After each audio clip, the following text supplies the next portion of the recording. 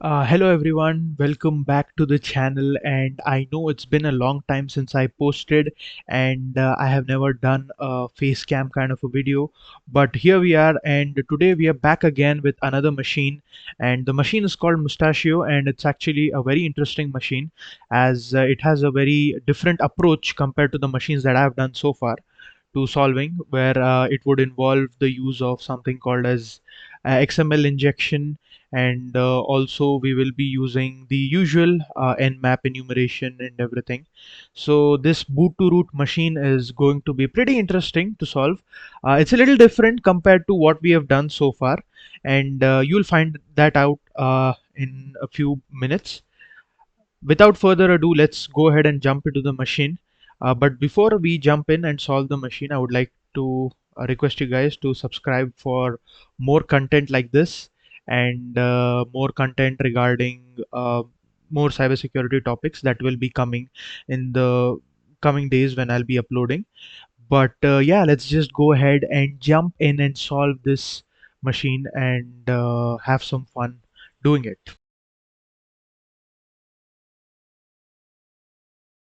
So anyways, guys, as you can see, we have our machine right here, and I have logged in, and I've also opened up the, you know, Mustachio machine right here, and we also have our target IP address given to us by the TryHackMe website.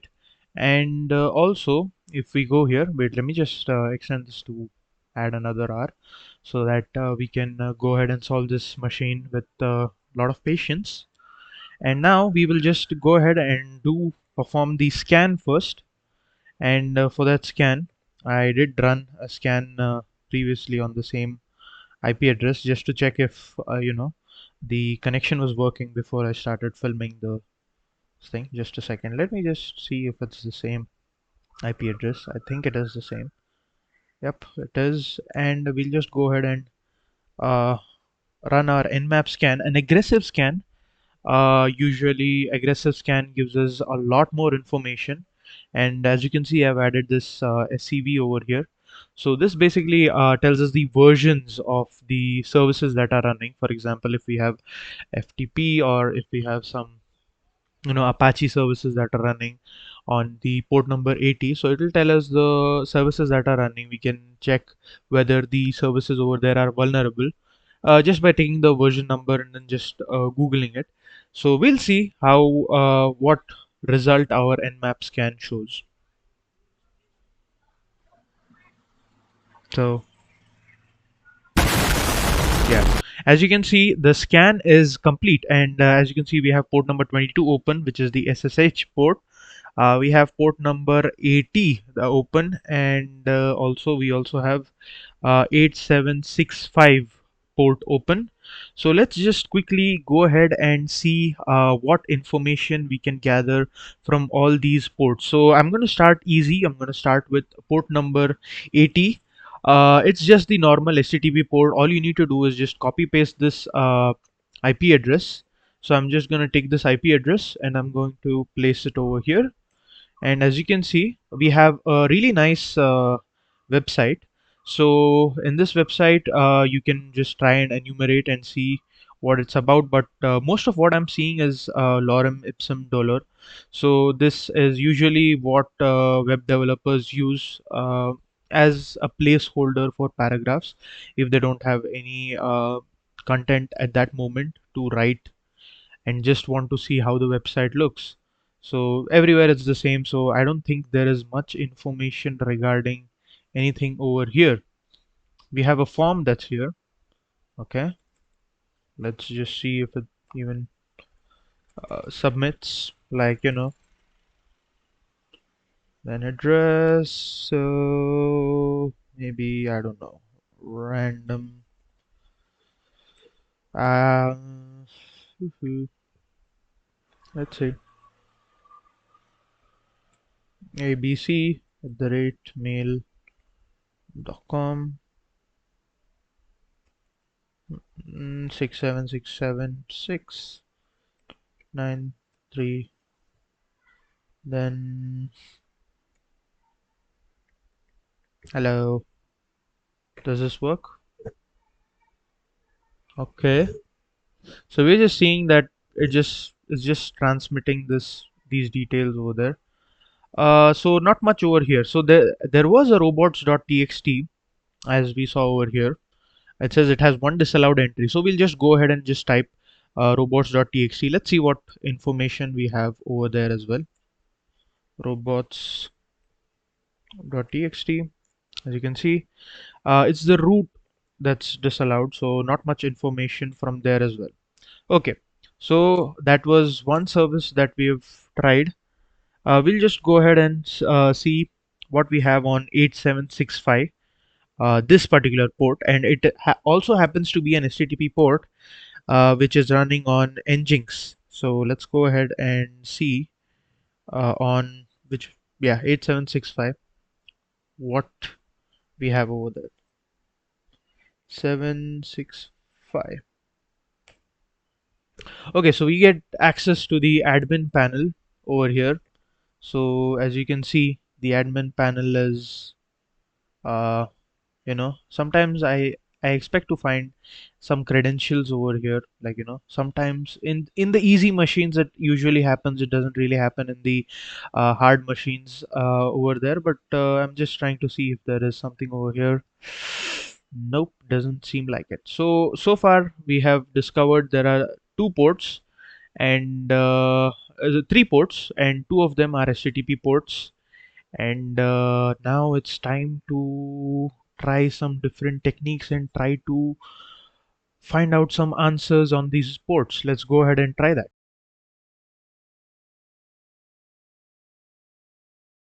Okay, so guys, the next step is directory bursting. There are a ton of tools that you could use to perform directory bursting.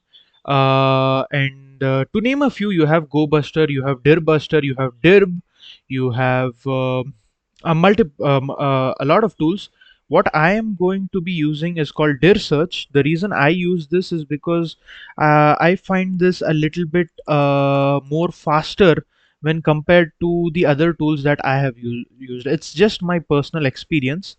I feel like you guys can be open to trying out any other tool, but in this video right here we'll be trying out this Dirsearch over here, and we'll be running it on two services. Right now this is just the port number 80 on which I'm running.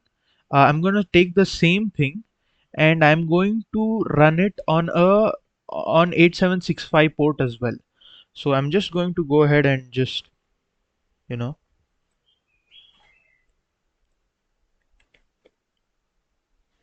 and then I'm just going to do Dirsearch.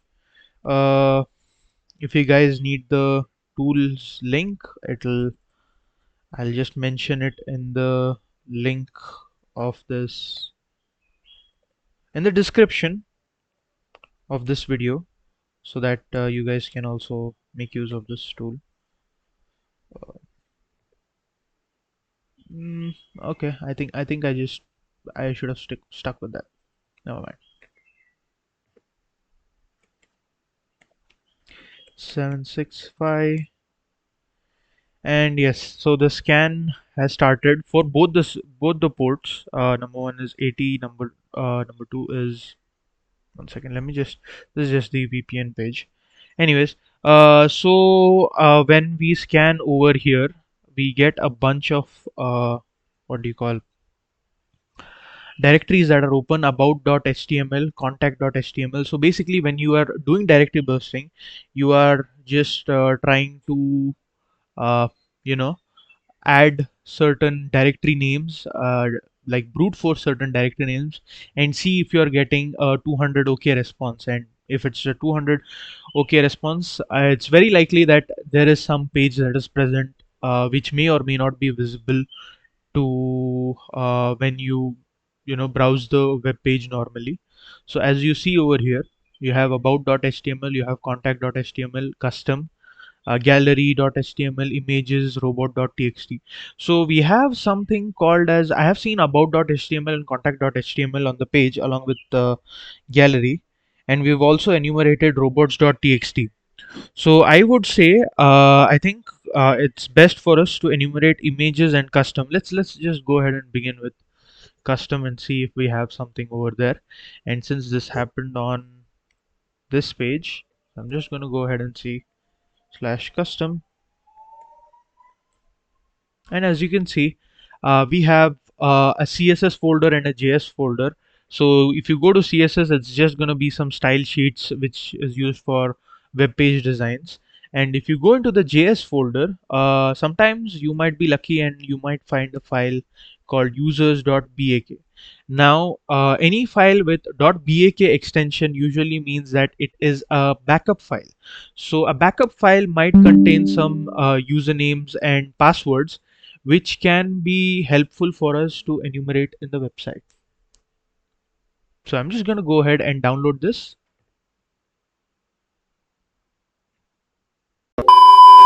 So guys, as you guys can see, I have downloaded the file and I've put it in my folder over here. So users.bak.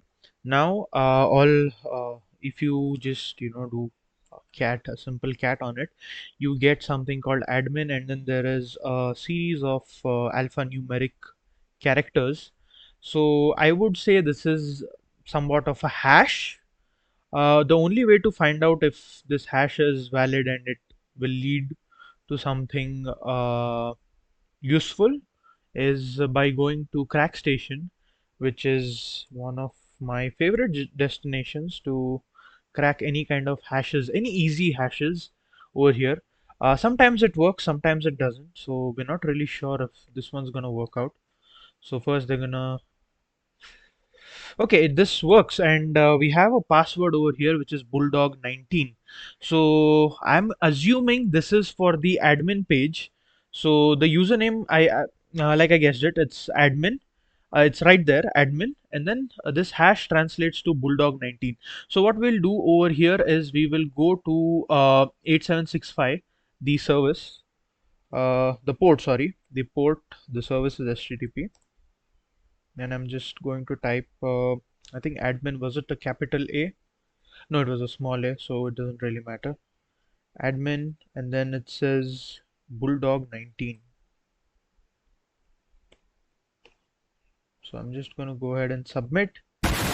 And as you guys can see, we have logged into the website, and yeah, we have something over here. Add a comment to the website. I'm going to do hello and see what result it gives me. So it says name, author, comment, and everything. So yeah, let's experiment around with this a little bit and see what we can do over here. I would say, I think at the start of the video, I kind of gave you guys a hint what really will work over here. Nevertheless, we will go ahead and solve this part if you guys have not already reached here. So your first clue over here will be, always inspect the page. So when you go ahead and inspect the page, you will find. Wait one second. This is not the home page. This is the index.php page. Never mind. We'll just do Control Shift I. We can inspect from here. We have Barry. You can now SSH using your key. So from here we understand that we might have to fetch some SSH key here, and after we fetch that key we can use it on the SSH service to get inside. So as you can see, this is one hint over here that we need to fetch the SSH key from here, and the other one would be, one second, there will be a link.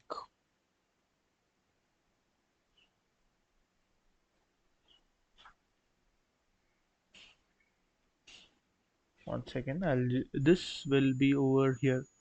Hold on. Comment preview, name author,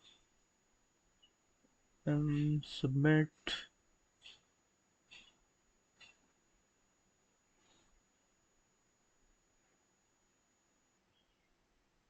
Admin panel.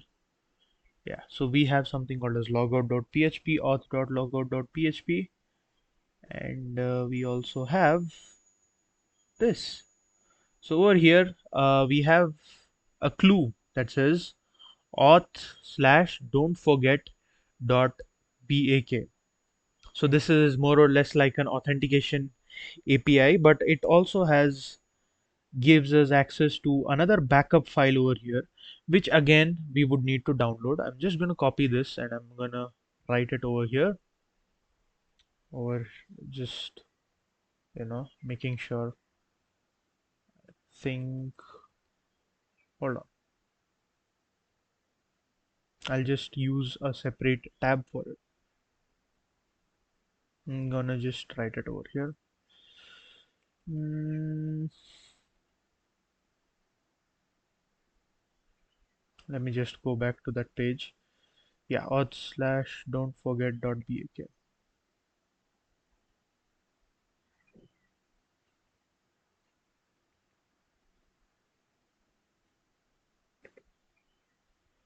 And I will place this over here. And as you can see, we have downloaded a file called don't forget dot bak. So let's go ahead and check what this backup file has in store for us, which is going to help us out. So as you guys can see, I have downloaded the file over there called don't forget dot bak. I'm going to go ahead and see what is inside this file. I'm just going to cat it out.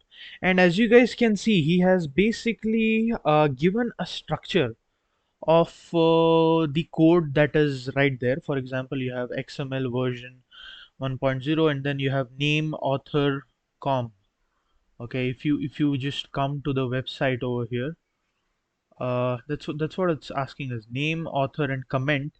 And I think if I just copy paste that over here, this will get reflected. If we paste this exactly the same way in the, yeah, just hold on. If I submit, see, we get the name, we get the author, and we also get the comment that we needed to do it. So we can use this structure and use it to basically uh, do something called as XML injection over here, because this is typically how the XML messages are sent. So right now I'm going to go ahead and use this to craft an XML payload. And once I do that, I'm going to try and fetch some kind of information over here. It is the RSA key, and use that RSA key to log in, hopefully log in into the OS. So let's go ahead and try. So guys, I have the payload with me here, and this is the initial payload that was given from the don't forget backup file. I want to put it side by side and compare what we have done different, a little different to this particular snippet. So this was what was given to us originally, and this is the payload that we are about to use. As you can see, this highlighted part is the extra stuff that has been added. So over here, actually, the reason why this is big is because this paragraph has been written, and I have just replaced it with beep beep boop boop. That's all. So all I have to do is just copy this, and if I place it here, it would it would look that big, but I'm not going to do that, because right now I'm going to explain you the part that is a little different. So basically this part says that, it defines the that any kind of doc type should be accepted in the XML, this thing. And right now it says that to fetch uh, a piece of content from an external source, especially from this file. So it will go to the OS, and the OS, wherever there is etc/password, we will be able to see whatever the content that is inside this particular folder in that OS. We'll be able to see it on the screen over here. So what I'm going to do is I'm just going to copy this whole thing, and I'm going to come here and I'm going to paste it here. Then I'm going to submit. So as you can see, the content has changed. It's now we get to know that there are the etc/password file. We know that there's a user called Joe, there's a user called Barry. So I think from previous context, we are trying to log in into Barry's what do you call SSH we're trying to fetch Barry's SSH key. So right now, since we are able to fetch etc/password, I think it's safe to say that we will also be able to fetch Barry's you know um, SSH key, and we'll just try and log in. So let's just go ahead and see if we are able to fetch Barry's key. So the first step to try and fetch Barry's key over here is getting to know the path in which the key resides and the name of the file that contains the key. So as you can see, it's very easy to guess the path from where the key resides. So already we have /home/Barry. So right now when I craft the request, you guys will get an idea how this how you uh, get to know which path the key resides in. So we have home, we have /Barry, we have /.ssh /ID_RSA. So usually all the SSH keys are housed in a similar path. Only thing is the username might change. So all I'm going to do is I'm going to go ahead and copy this whole thing and see if I was right. I hope I am right. I hope I am. Maybe we might need to change some things, but let's go ahead and see. And yes, as you can see, this is the private key of Barry over here. So we have begin RSA private key and the basically the whole RSA key.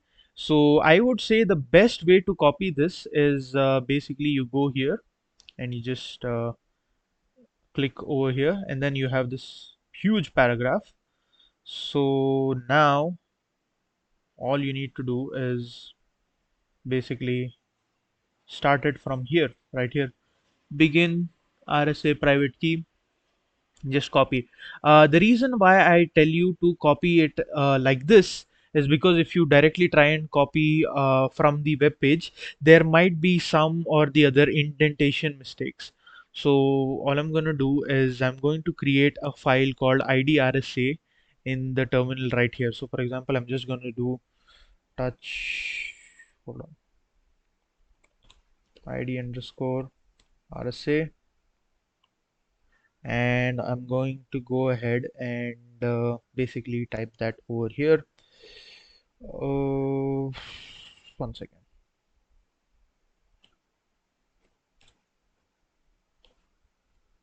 And I pasted it here. Paste clipboard. As you can see, the RSA key has been included. So it's time for me to exit. Yes, yes. And now we will be using this ID_RSA to log in into Barry's account. Let's see, let's hope that everything goes according to plan.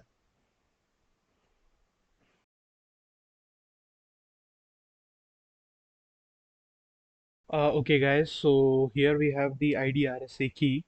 So how do you know whether it is the right key or not? So first things first, whenever you copy the ID_RSA content and you place it in the what do you call the file, please do make sure that the file permissions are changed to 700 right here. Okay, so if you guys can see, the ID RSA needs to be changed to 700. I'll tell you the reason for this. So right now I'm just going to do a normal SSH and with this command. Okay, so as you can see, it is asking me to enter a passphrase for the key. Now this means that the ID RSA is the right and it works. But provided if I give some other permission to this, let's say for example we go ahead and give this as a 644. Okay, and then if we try to do anything over here, it's going to throw an error, or it will not even go ahead with the what do you call program. As you can see, it threw an error over here. It says permissions 0644 for ID_RSA are too open. So for that reason, I would recommend the use of this particular permission over here, the 700. Okay, and if you get something like this, it means that the ID_RSA key that we have right now is right. Now we just need to find a way to crack the password. So right now I'm going to go ahead and use a command called ssh to John. and I'm going to convert the ID RSA into ID RSA underscore ID underscore RSA dot hash. So this will be the John format. So we can use John the Ripper over there. And this is the command. So I pre-ran all these commands, and that's exactly the reason it's not going to show me the password, because it's already this password is already loaded for me. So I already know the password. When you guys run the command for the first time, I think this is because it's stored in the cache for me. But if you guys run this command, you will definitely get a password on this terminal itself. So I would advise you guys to go ahead and use that password over here in the when we type the SSH command. So guys, like I said, I know the password, and it is basically Uriel James. So Uriel James, and I'm just gonna go ahead and click enter, and we have logged in into, we have gained the initial access of the system. So now all we have to do is get the user flag. So there you have your user flag right here, and this is the user flag. And the next step would be to go ahead and the root access. We will cover that next now. So that is the only thing that's left as of now. So let's go ahead and try that.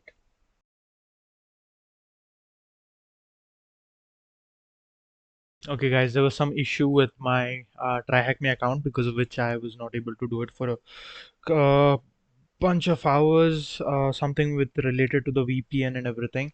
But right now it's sorted, and we are back to where we were supposed to be continuing from, which is the privilege escalation.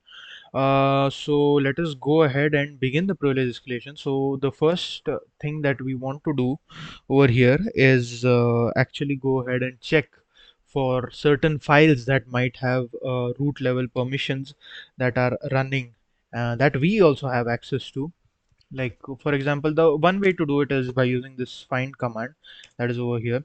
Now most of the time you won't remember this command, so always keep a note to write down, like keep a diary to write down these type of commands.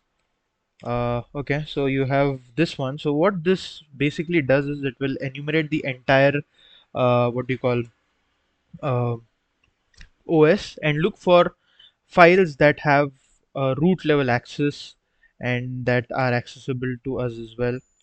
So if I just go ahead and try this command, I don't know why it is not working. Wow, seriously. Hmm. Or there's another way to do this. Just go to Google. I think I thought I knew the command. Okay, command to look.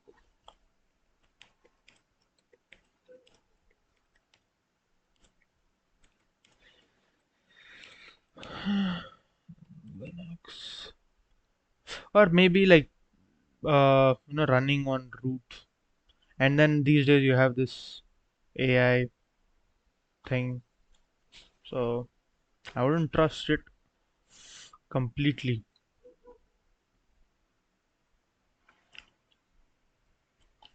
Or we can just try something. Let's go ahead and try this one.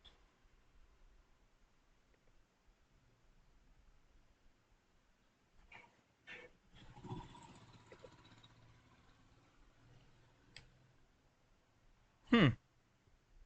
There you go. We have a bunch of. I think it is still enumerating. It's not over, but yeah, it's giving us a list of files that we can go ahead and check in case there is something. And there's a very interesting one that you'll find. It's called home Joe live log. So what we will do over here is I want to see what's inside this. So I'm just gonna do strings slash home slash Joe. I think it's called Joe. Yeah. Slash live underscore log. And when you see this, you see that this file contains a list of commands that have been executed. And I think the most interesting one you will see over here is something called tail dash f var log ng nix access dot log. So what we are going to do is we are going to replace that tail file with something that uh, we will craft a custom tail file, which obviously will be used to gain access. So to do anything, I think the best place to do it, we'll go to the temporary folder, the TMP folder, and then from there we will just maybe echo slash bin slash bash inside the tails. I think is it tail or tails? I don't know. Hold on. Was it tail? Yeah, it's tail, not tails. Tail. And if I just check, we have a file. We have tail right there. Then I'm gonna increase the permissions for this thing. Like basically give it 777. So as you can see, it has all permissions: read, write, execute, read, write, execute, read, write, execute, and basically we are going to make sure that we're going to make changes to the path. Now the reason why we are doing this is so that whenever the original tail gets called, that's not the tail that will be called, it is our tail that will be called. So I am going to do something like this, which basically allows us to set the path to TMP over here. Wait, hold on. Think path is, was that it? Yeah, was that. Okay. And the moment this is done, all we do is we just run this home slash joe slash live underscore log, and we have the root access, as you guys can see. So all I'm going to do right now is just go to root, and I'm going to do ls. Then we have our root.txt. We just have to see it, and with that, that is the end of the Mustachio machine.